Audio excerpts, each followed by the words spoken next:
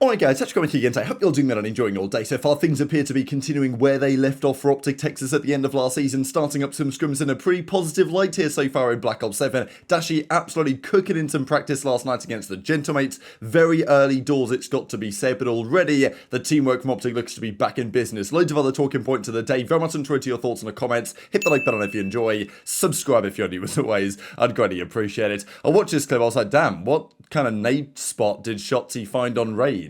This is not a new map. Well, there's your answer. Vancouver Surge yesterday said they're going to announce their roster finally. The best kept secret is finally being revealed tonight, 15th of November. Then they say, update, tonight's announcement of Surge's roster is not going live as planned. We will go live with the announcement tomorrow, of course, taking the mick out of OpTic and the process and all of that drama recently. Look, Surge, we think are getting legend from OpTic, right? We'll see if they confirm their roster tonight as they say that they will. The other thing I wanted to get into are some of these jump spots. So I talked about this yesterday. This is from Dylan here. He's always finding stuff like this. But on this game, there are especially many opportunities. With the wall bouncing, with some of the other features, there are a load of spots like this, and they will continue to be discovered. The question is, are they allowed? Now, typically the rule sets imply that you cannot use pixel walks, right? Typically that's the rule, that's a banned thing. But in this case, I mean, again, this harks back a lot to Clayster's points in Black Ops 3, where it's like, look, if I can actually mantle to it, then why is that not allowed, right? So, for example, this spot, you hit a little wall bounce, and then you can literally mantle. I mean, it gives you the thing on the screen. It tells you can mantle on this light fixture or whatever, and you can stand up here. So, presumably, this is perfectly fine, right? Gives you all these different angles. We'll see if, I do believe the CDL at some point may have to step in on some of these things. I mean, look at this spot, for example, right? I mean, what is this about? So you can hit a wall bounce off this wall and get up here. I mean, what are you standing on? The top of the window frame, maybe? You're standing on this little ledge. Is this a pixel walk? So is this allowed or not? I don't know. Good question, right? So far, this stuff is all kind of grey area. But there will be more. This is the one that we saw that Shotzzy found yesterday, which is a pretty good spot. And look, you are standing on something, you can wall bounce to it, so why would that be an issue? Again, another one here, you know, are you on a ledge or are you on a pixel? Some of them I think are more obvious that probably they're not going to be allowed. This one is pretty outrageous. I don't imagine it's, well, I mean, is it intended for you to be able to do that? Because you can see that he's standing on top of this wooden thing. Again, I think there's going to be some, I mean, there's literally a wooden thing right there that you can bounce and get on top of. So it's like, surely this is intended, right? It doesn't, feels like a bit of an unfair spot, but it looks like it's been coded into the game that you can stand on that thing. I think HyDra found out about this spot as well, that it's possible to literally get outside of the map here on raids without the death, like, announcement or whatever. And there's more opportunities you can run that as well, such as here. So some of these, like this, surely is unintended. So probably either going to get fixed, or Traixx will, or like the CDL will say, okay, that one's not allowed. But it's pretty rare, given the movement in this game. There are so many spots. I mean, this one is especially outrageous, I think, here on Arts Room, where you can get on top of the window frame. I mean, what are you meant to do about this? This was never a thing back in the original game. You can even do it on the outside. So, look, the game's only just come out. These are the type of things that are currently possible here in Black Ops 7. Are they going to be allowed? Are they going to be banned? I don't know. But there's plenty of options for people to play around with. And as I say, this is like day 2. So, given another few days, we've already seen Shotzzy and Huke and others abusing some of these movement mechanics that you can. There's also this I wanted to share. We are going to be seeing some players get absolutely world stars this year. Pro players at that as well. I mean, look at this clip here. Shotzzy, 1 versus 2. This guy goes for the chal, wall bounce, and then he guns him, right? I mean, wow, that was Cruz as well. Not like that guy can't shoot straight, but the lack of aim assist, Shotzzy flying around in the sky, it ain't easy to win those gunfights, and we are going to be seeing a lot of pro players getting absolutely cooked this year, and there are going to be some serious world stars on this game. It's going to be entertaining to watch, I think, at the very least. We've seen lots of players looking good so far. Again, even this is Snoopy here, playing some Raid Search and Destroy.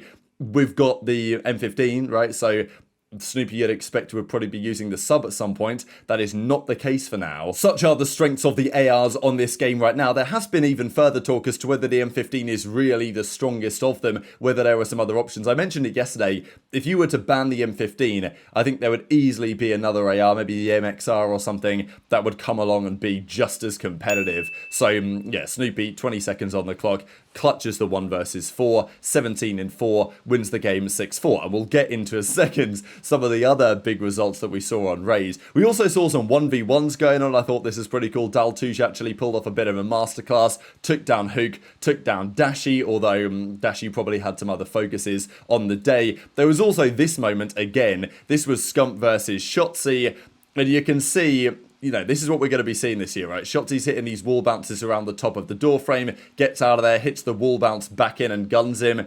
Yeah, we're going to be seeing a lot of this to come. Shotzzy ends up taking down the $5,000 1v1 champion among the OpTic guys. Even he was responding to this clip. We saw this yesterday when Symbols was trying his best to keep up with Spider-Man, but it wasn't going to plan. So as I say, a couple of clips to share for you guys in a second. But the main one that was turning heads was Dashy in some scrims. So we know that OpTic and other teams have been getting some practice in against the Stallions. A lot of the time, the Stallions have been having a relatively hard time against their opposition. But Thieves, Falcons, we've started to see some practice from them. Certainly the new Gentlemates team. It's rather confusing, the Gentlemates timing. They've still not confirmed anything. I think it's the 20-something of November. In a week and a bit's time, they have their, what do they call it? Their like annual general meeting or something. And they're going to officially announce everything we believe there. But the roster, of course, needs to start cracking on and playing. So it's Ghosty, it's Neptune, it's Sib, and it's Envoy. On paper, very impressive team. But how's it going to work out? Questions on chemistry, questions on the long-term viability, but also for many of these rosters, it's very much early days even playing with one another. You probably would expect the team that's just won the World Championship to hop on a new game that's relatively similar to the old game that they just won champs on and pick up where they left off. I think we have seen that so far from the OpTic guys on this game. And against Gentlemates, especially on Raid yesterday, we started to see a bit of a masterclass. So I'll share a couple of clips here, especially Dashy having his way with these Gentlemates guys on some Raid hard points. Nading below, I'm nading below. In the back of me, watch out, encourage. I'm living in the back, they're spawning out. Blue, blue, blue. Dude. Oh. All dead. Probably low left. Low left on me, Symbols. Bin. I've left. I'll get time, they're mid. Left dead, one more left. Two mid. Three. I got one, another one. Nice. Oh my fucking god. Alright, they're in the back. Cut ace. Pull steps. Weak. 2 bullets. What did they? 1p5. Full steps dead. 1p5. I have your help. Sure's on me in the back dead. Money and basketball. Basketball back to the spawn. Yeah, Like top spawn. basketball went like half wall or some shit. It's my pillars, Nice, I have your laundry now. you can They're all trap. front. Front dead, I'm absolutely. Pillars dead. Oh! Oh my god, AG! What? Yo, laying down! Keep laying down! Don't charge me! Oh my god! Oh my god! Oh my god! Oh my god, GG, have a good night, AG. You can't beat me. You can't. GG, have a good night. See you soon. You are so bad. Okay, Crystal invite me, thank god. No, I can't. Let's do it. Thank god, Crystal invite. I'm deep pinching. Stay left, stay left. Nothing out of it, they wrap back. He's holding, I'm dead. It's close. Weak. Oh! Oh my god, he just got ninja'd. We're ripping, bro. Oh my god. Yo, you put Perk there. What'd you do? Oh my god. Fuck, I won't get to I just see hit a clave. It's a settings. Holy. I push out. Pillar spawn. Yeah, he got me pillar, sit out. He's behind the wall, laying down behind the wall. Dead. I got time. Pillars, in Guys, case. one basketball. I'm wrapping laundry. Oh my god. Okay, I'm behind. That goes the other dead. No, One time. no. Oh my god.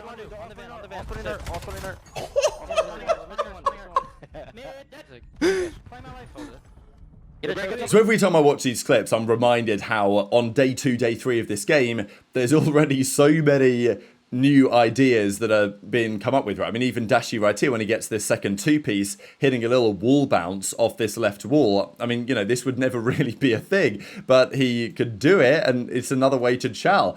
And wow, I mean, it's going to create a very fascinating game dynamic this year. But also, the OpTic guys practicing makes perfect sense. Get some scrims underway early days. We're going to see them streamed, I think, for a little bit of time. That I imagine will go off at some point. I mean, the first CDL match is on the 5th of December. But especially that final kill on Simp was turning some heads, right? Now, Simp was in the reply saying, oh, come on, right? Like, it wasn't that big of a deal. 6% your him, bro. What he's talking about there is because Dashy goes down to 6% health on that gunfight win. So he's like, okay, come on, you just ate a load of bullets or whatever. And the health regen meant that even though Dashy was in a fair few gunfights, he got back to 100% just before this one, and then he gunned him out of the sky. But Dashy looks like he's having a great time on this game. That really should be no surprise. If the aim assist stays as it presently is, with the pretty major reduction in strength that we have seen, Exclusive Ace actually looked into this and found that the rotational aim assist, which is, well, you can see here, all he's doing is aiming down sights with his left trigger and then moving around with his left stick, basically. It doesn't move anywhere near as much as it used to. You actually have to really try and aim at someone right now for you to get the rotational aim assist. So in terms of pure rotational aim assist, it's been reduced substantially, 40 to 50%. It's probably the weakest that I've ever really seen in COD. And many of the pro players are pretty happy about this. Whether they eventually tweak it a bit more, revert it, maybe some of the casual players decide to go and play some Battlefield 6 instead because of this, that may force Traixx's hand. But for now, Dashy, among others, are pretty happy with this development. So that map finished up as follows. So it was a 250 to 113 in the end. Hardpoint here on Raid. Dashy was 39 in 90. Now look, these are eliminations to death, so obviously assists count as well. Mercules had a pretty similar stat line. I think he had just about 40. Shotzzy and Huke, of course, doing their thing as well. So early days, obviously, but OpTic looking pretty coherent so far in the scrims that they've played. You know, are they going to be throwing in scrims when it matters going into the World Championship this year? Who knows? But if there is a team and a game where this three-peat conversation might be possible, you know, I wouldn't rule it out for OpTic. It's obviously going to be a huge challenge and they're going to have many hurdles to overcome this season. But no one's ever won back-to-back champs before, not as an organisation. So who knows, maybe it's possible this year. We also saw Xnid and Purj playing a little bit. I think Falcons are a fascinating team to me this season, because I really don't know what to expect. I think we put them 8th in our Breaking Point power rankings, had Boston just above them, and then the 6 teams that most people expect to be the top 6, so you're talking Gentlemates, you're talking Miami, Vegas, of course, like Thieves, OpTic, and then Toronto. Those are the other 6 in some order or another. So I think we had Falcons about 8, and maybe they could be better than that. I think Xnid, I've seen some pretty good POVs from him so far. But yeah, Kismet, Purj, Celium, I think Purj's playstyle is going to be really interesting on this game. And that is one thing. I want to know how it goes, because people have been talking, seeing all these movement clips. I've seen lots of comments being like, oh my god, Slasher's going to get World Star this year and all this. And okay, maybe there's some truth to that. The old Iron Boots veteran ARs. Like, if accuracy was still playing, yeah, I think that'd be something to behold. But, you know, Purj, from an SMG perspective, hasn't used the movement as some others have. So he's going to have to adapt to it, I think, on some level this season. But that is going to be important if that Falcons team is actually going to see some success. So very much enjoyed your thoughts on all of this stuff in the comment section below. Hit the like button if you enjoyed. Subscribe if you're new. Take care. And I'll see you next time.